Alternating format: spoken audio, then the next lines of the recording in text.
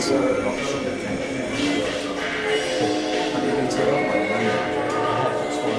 you please introduce yourself and what is your role in the college? Hi, my name is Ruth Scott Kendrick and I'm Head of Learning, Improvement and Standards. Can you please explain this project?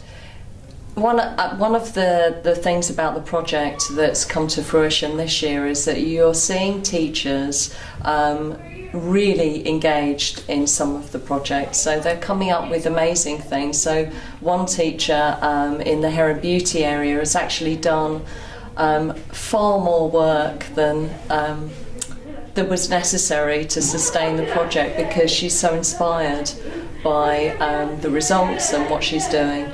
How many people are involved in this project? Well, the project works across all of the curriculum areas in the college and there's about 17 projects going on currently.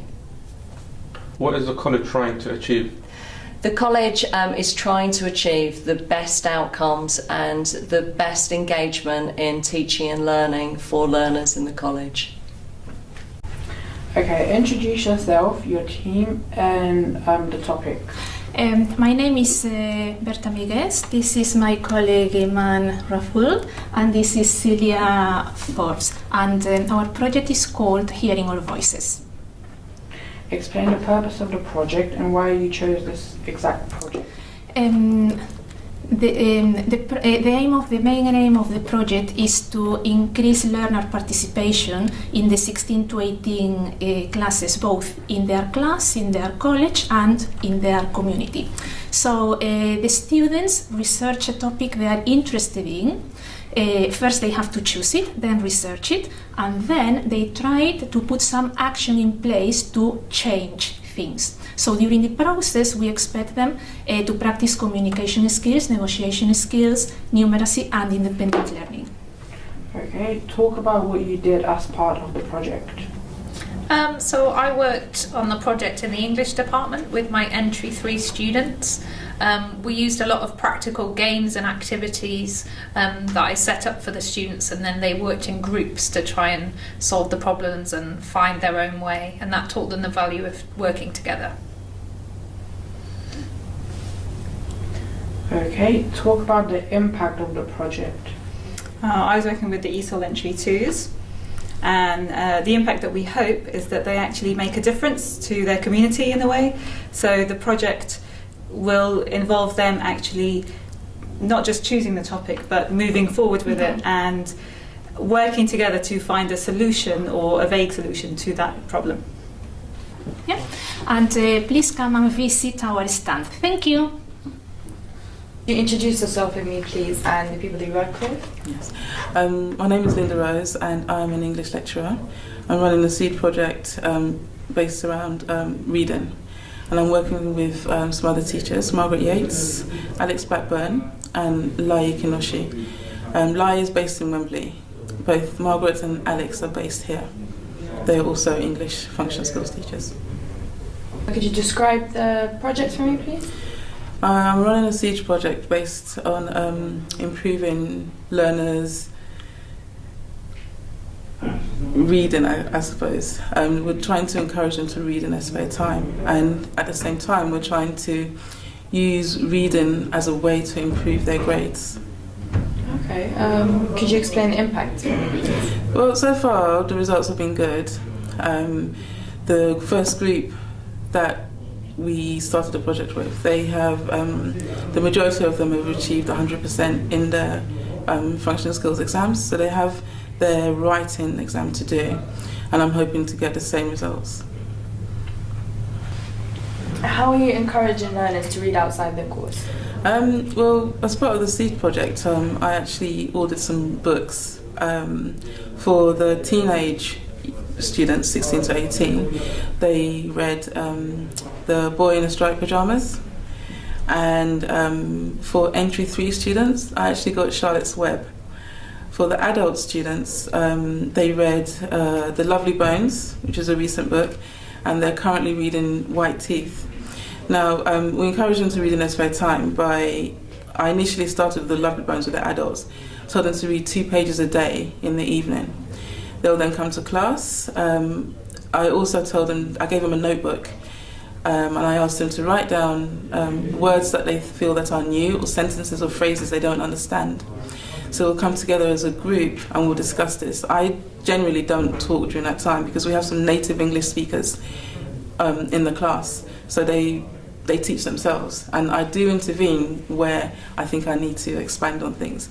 And they've enjoyed it. What has happened now is that, especially in my adult group, when they're waiting for the class, they're actually reading their own books now. So they sit outside and they've got this, there's crime novels or something like that, and they're just reading it. And I'm quite happy when I see them. They leave it on their desks. We do the lesson, and break time they're reading. So it's working.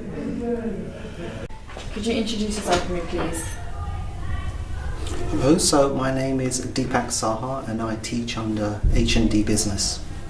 Hi, I'm Kanika Verma and I teach on the H&D business program as well. Yes, and part of our SEED project is to have peer observations. So this is different from having a manager come and observe you. So with the peer observation, you go and see your fellow peer teacher, and they come to your class and also come and observe you. So recently, in around February, we all got together and we decided that we would have peer observations taking place in the month of April. So I observed Deepak and Deepak observed myself, because we both teach the same group.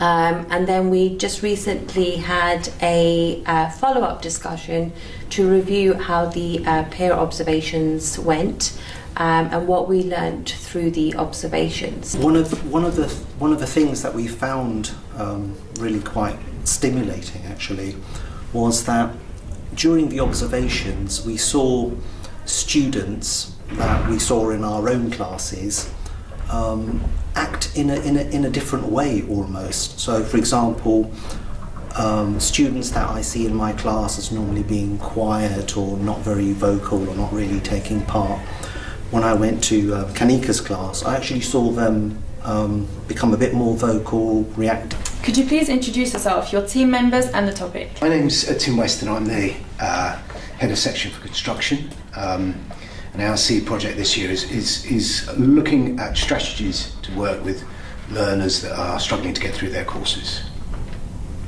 Okay, could you explain the purpose of the project and why you have chosen this particular subject?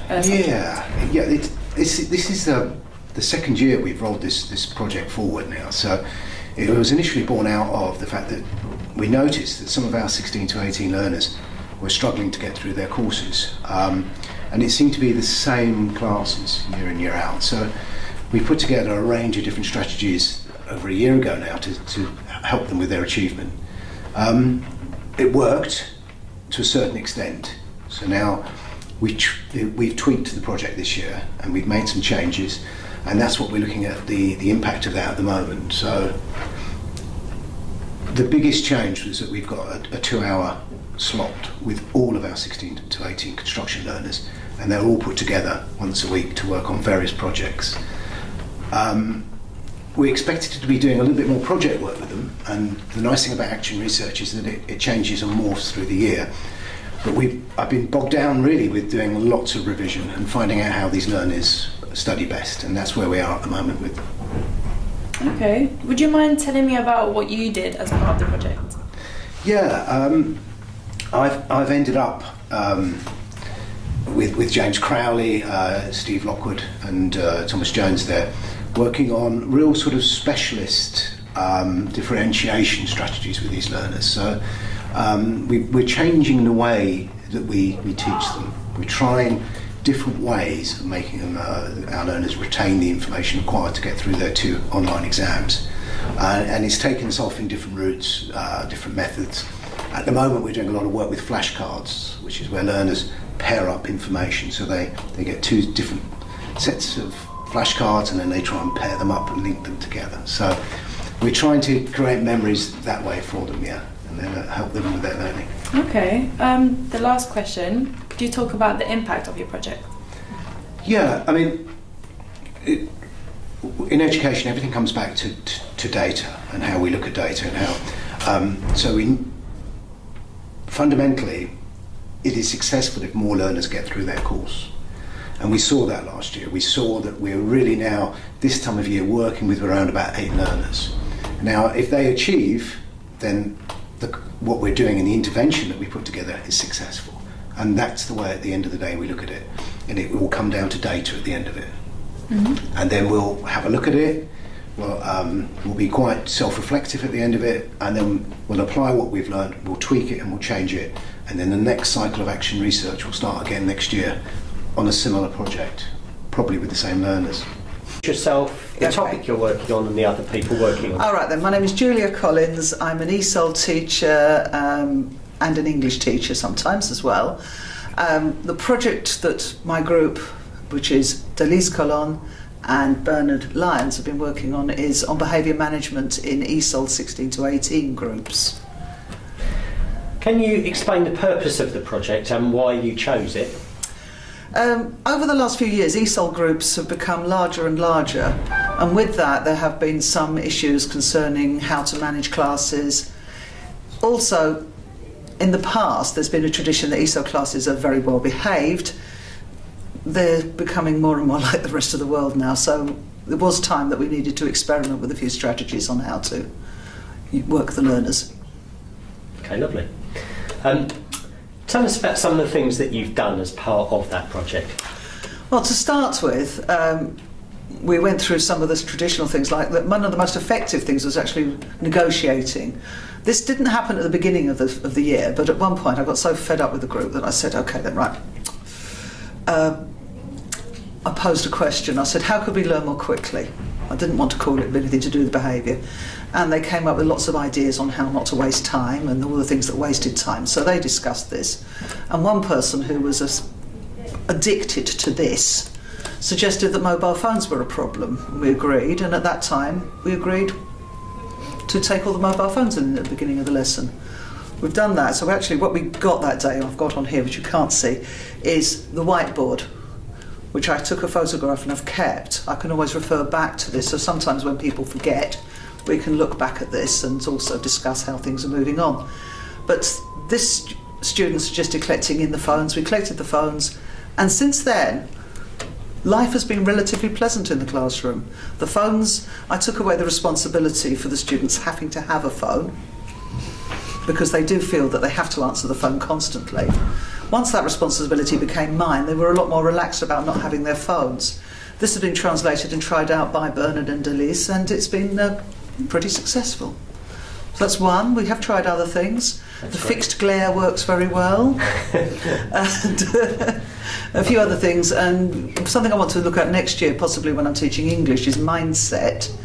And a large part of that is about believing that you can do it. Well, certainly with my GCSE group, they are convinced that they're going to fail, and it does become a fait accompli, I'm afraid.